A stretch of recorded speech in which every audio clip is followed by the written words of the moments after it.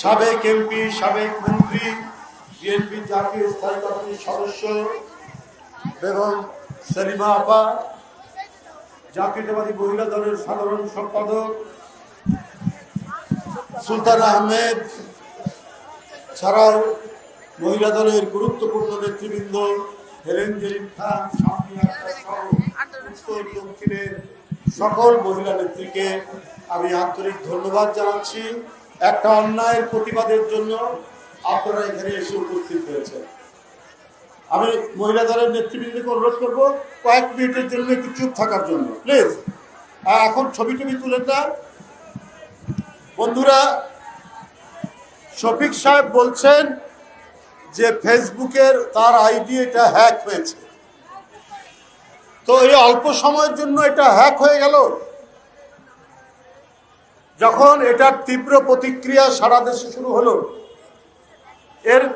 ওইটা ফেসবুকে এই কথাটা আসার পরে সারা দেশে যখন ক্ষোভে ফেটে পড়েছে নারী সমাজ, তারপরে বলেছেন যে এটা হ্যাক হচ্ছে, নাকি এটা কোনো লিটমাস টেস্ট ছিল।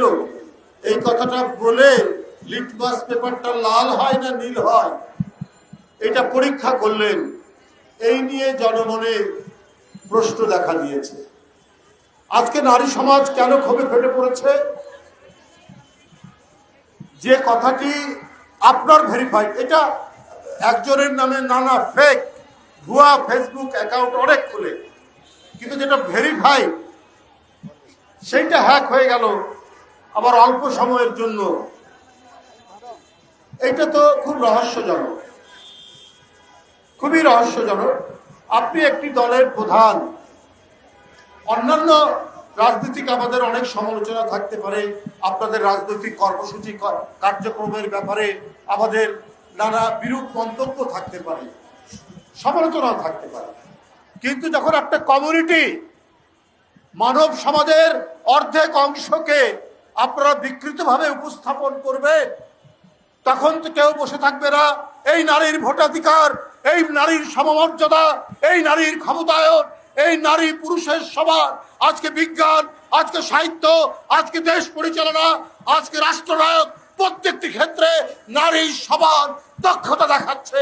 ঠিক সেই সময়ে আপনার এই মন্তব্য নারী সমাজকে অপমান করা, নারী সমাজকে নানাভাবেই বিদ্রুপ করা। কেন? যে হেলেন বলেছে আরেকটি দেশ, ওরাও ধর্ম নিয়ে রাজনীতি করে, মেয়েদের লেখাপড়া বন্ধ করে দিয়েছে।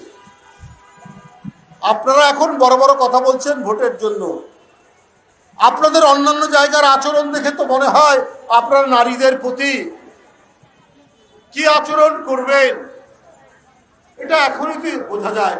সকাল দেখলে যেমন সারাদিন বোঝা যায়, তাই আপনাদের কয়েকজনের বক্তব্য শুনলে মনে হয় যদি কোনোভাবে রাষ্ট্র ক্ষমতা পান তাহলে এই দেশের নারী সমাজ যে চরম দুর্গতির মধ্যে পড়বে সেইটা বলার অপেক্ষা রাখে না।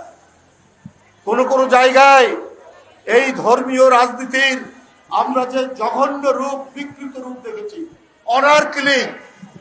অনার কিলিং বলে একটা শব্দ, নিজের বোন একটু সাজগোজ করেছে, তরোয়াল দিয়ে তার গলা কেটে দিয়েছে।